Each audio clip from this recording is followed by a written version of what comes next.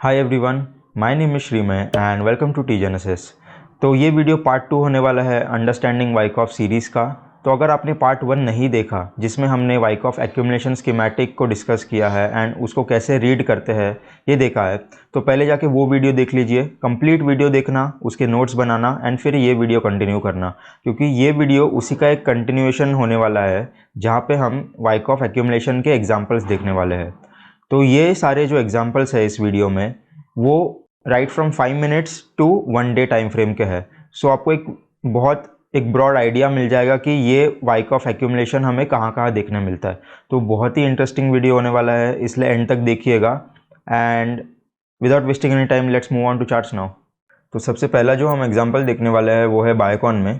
तो ये बायोकॉन का 5 मिनट टाइम फ्रेम चार्ट है and as you can see मैंने ऑलरेडी यहाँ पे वाइकॉफ फेजेस मार्क करके रखा है।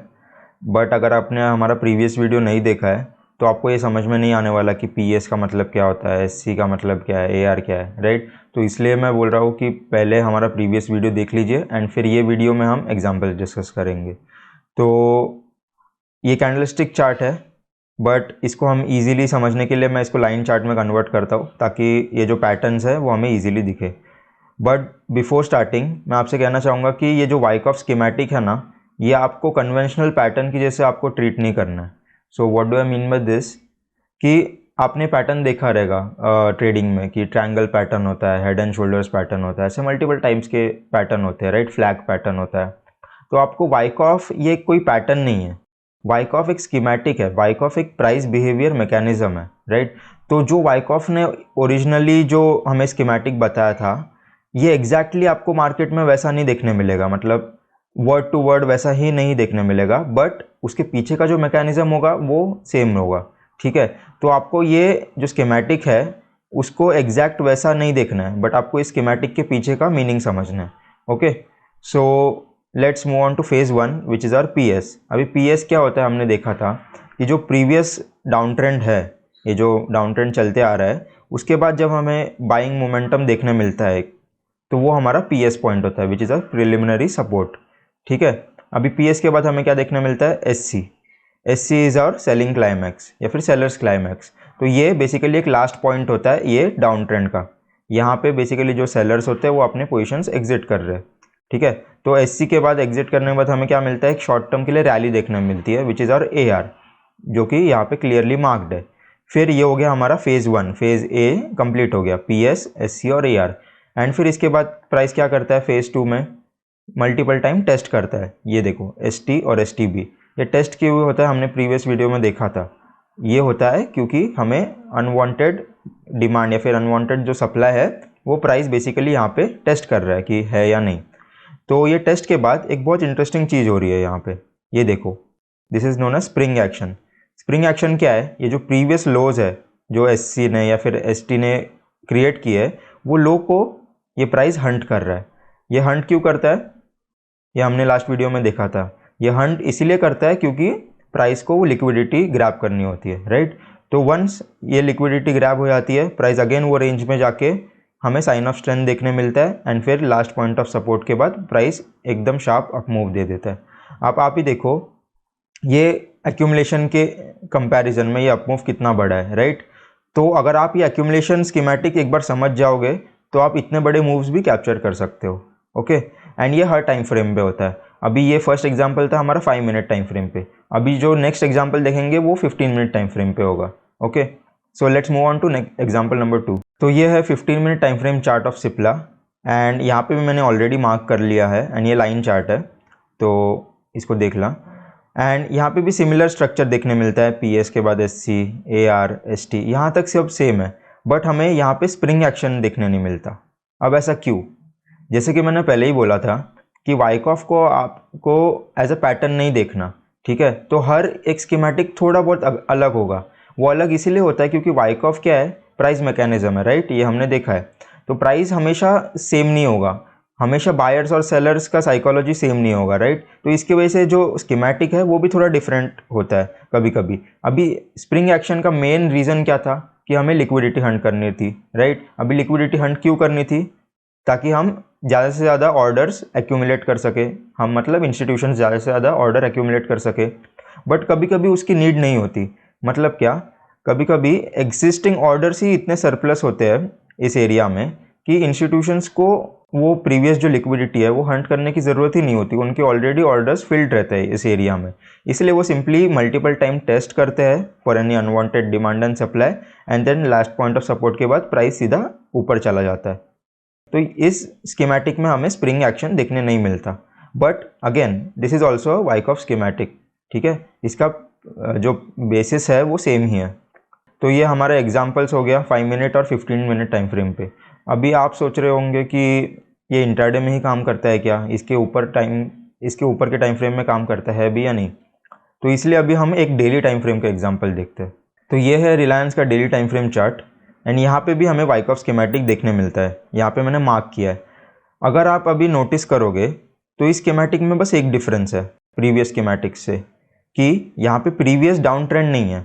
मतलब जो हमें प्रीवियस स्कीमेटिक्स में हमने क्या देखा था कि एक डाउन ट्रेंड के बाद हमें एक पीएस मिलता है, बट इस स्कीमेटिक में देखो प्रीवियस अप ट्रेंड ही है, बट एक पॉज लिया है मार्केट ने, यहाँ पे साइडवेज मूवमेंट किया है एंड फिर एक अप मूव दिया है।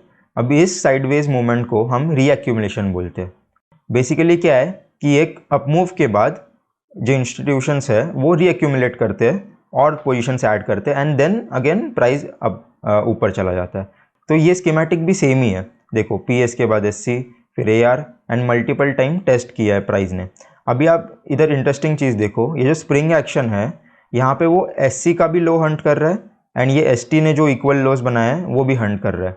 तो यहाँ पे वो बहुत ज़्यादा अमाउंट में एक्यूमुलेट करके या फिर ज़्यादा अमाउंट में प्राइस हंट करके, ऑर्डर्स हंट करके एक साइन ऑफ स्ट्रेंथ देके प्राइस जस्ट ऊपर चला गया। अब ये डेली टाइम फ्रेम चार्ट है, तो आप सोचो राइट फ्रॉम एलपीएस हमारा 1900 के आसपास है, एंड इसका हाई देखो ऑलमोस्ट 2700 2800 का हाई है, राइट। तो this is the power of accumulation schematic.